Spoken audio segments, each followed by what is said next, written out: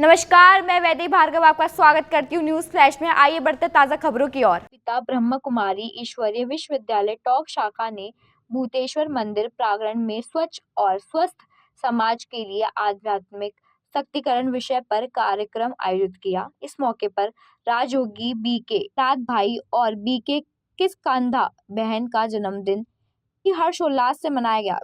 BK Prahlad भाई भारत भर में किसानों को स्वास्थ्य योगित शाश्वत यौगिक खेती का प्रशिक्षण देते हैं और कई राज्यों से सम्मानित हो चुके हैं। कार्यक्रम में माउंट आबू गुजरात और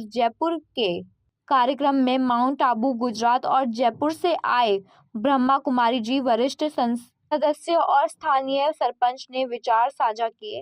राजयोगी बीके राजू भाई ने बताया कि बीके प्रहलाद भाई ने अमरूद की खेती में योग की शक्ति से पक्षियों की प्रवृत्ति बदलने का अनोखा प्रयोग किया। अंत में बीके अपर्णा दीदी ने सभी का आभार व्यक्त किया और बीके पूनम दीदी ने कार्यक्रम का संचालन किया। भाई इस विद्यालय के अथवा कहूँ कि प्रभाग के वो विशेष रत्न हैं जिनके द्वारा शाश्वत योगी खेती की सेवाएं देश और विदेश में हो रही हैं।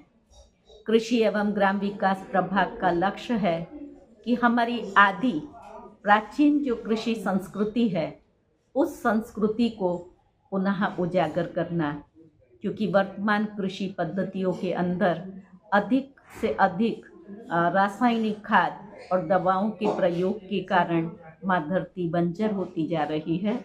समाज को स्वास्थ्य का खतरा पैदा हो गया है। ऐसे समय पर आवश्यकता है पुनः प्राचीन कृषि पद्धति की स्थापना की। तो प्रभाग ने ये बीड़ा उठाया है कि भारत देश के विभिन्न प्रांतों में जाकर के किसानों के लिए जागृति का कार्य करना, उनको प्रोत्साहित करना, शाश्वत योगी खेती क्या है उसकी विधिवत ट्रेनिंग और कार्यक्रमों का आयोजन।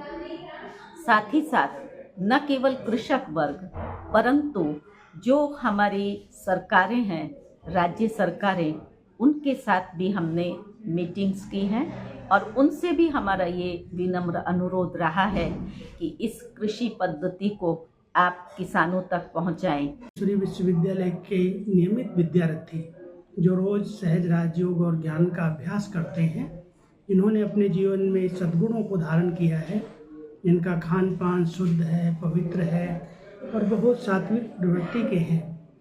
उन्होंने एक बहुत नया प्रयोग किया अपने गांव में, अपने छतों पर, जिसमें उन्होंने मॉडल बनाए यौगिक खेती के, ऑर्गेनिक खेती के, जिस पर उन्होंने योग के आध्यात्मिक शक्तियों के प्रयोग किए। और उस मॉडल को तैयार करने के निमित्त हमारे टोंक के प्रहलाद भाई जी बने और वो एक एग्रीकल्चर ऑफिसर रहे हुए हैं। तो उन्होंने बहुत अच्छा एक मॉडल पहले टोंक के बाजू में गांव में बनाया और उसके बाद उन्होंने अपनी सेवाएं हेडक्वार्टर में दी।